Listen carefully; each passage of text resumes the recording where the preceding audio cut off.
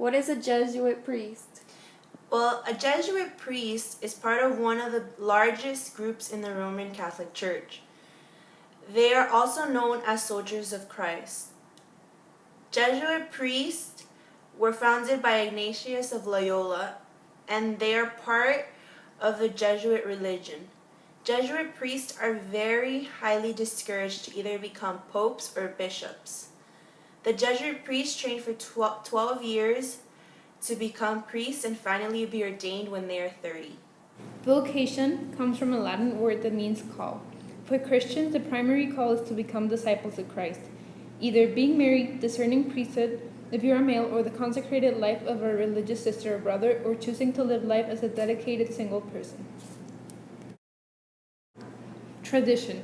Jesus entrusted his mission to the apostles to perpetuate the mission of apostolic ministry to the end of time.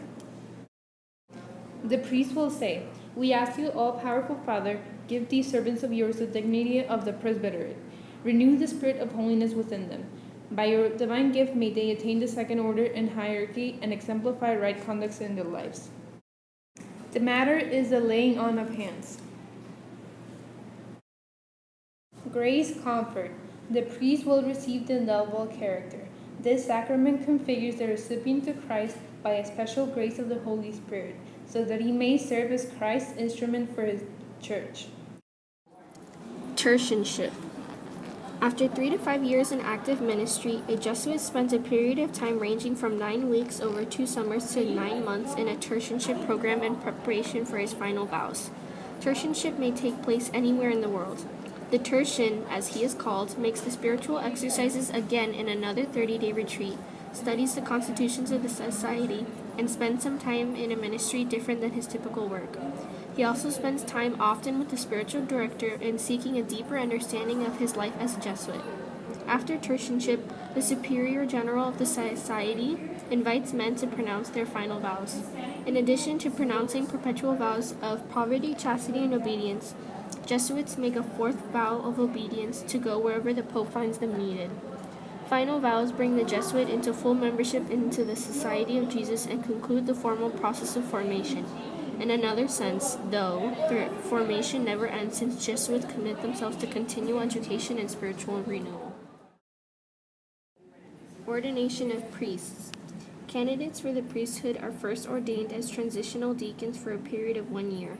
After ordination as priests, Jesuits are missioned to serve in parishes, schools, or other ministries. Some may pursue advanced study. Regency. During this 2 to 3 year period, Jesuit scholastics work in ministries while living in community.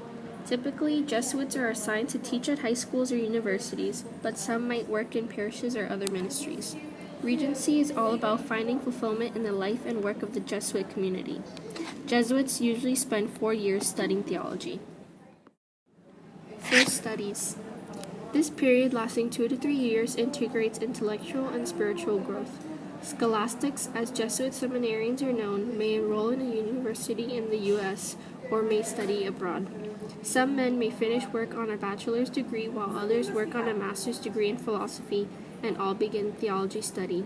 While study is their principal apostolate, scholastics also serve the ministry needs of the local church, perhaps assisting in a prison chaplaincy or staffing a homeless shelter. The novitiate. The novitiate is the first stage of a Jesuit's formation as a religious minister or priest. Over 2 years, novices learn the Jesuit way of proceeding by entering into the life of the society, study the history and foundational documents of the Jesuits, make the spiritual exercises in a silent 30-day retreat, and serve the church in a variety of apostolic placements. The novitiate concludes with the novice pronouncing his first vows, perpetual vows of poverty, chastity, and obedience. Daily charism.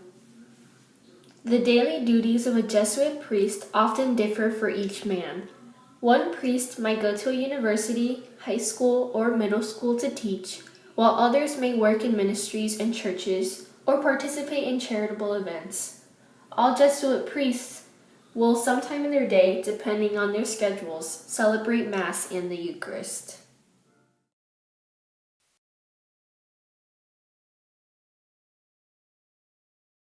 What are the evangelical counsels? The evangelical counsels are three counsels or pieces of wisdom that we should follow in order to try to be perfect. These are chastity, poverty, and obedience. What are the biblical bases for the evangelical counsels? Well, chastity is seen in 1 Corinthians 7:1. Poverty is seen in Matthew 19:21, when Jesus answered, "If you want to be perfect, go, sell your possessions and give to the poor, and you will have a treasure in heaven. Then come, follow me." Obedience is seen in Luke 10:16, when whoever listens to you, listen to me. Whoever rejects you rejects me, but whoever rejects me rejects him who sent me. And the final question is, why do priests have to follow the evangelical counsels?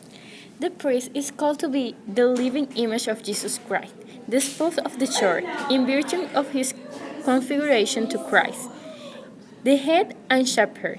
The priest stands in his spousal relationship with regard to the community, inasmuch as he represents Christ, the head, shepherd, and spouse of the church. In his spiritual life, therefore, he is called to live out Christ's spousal love towards the church, his bride.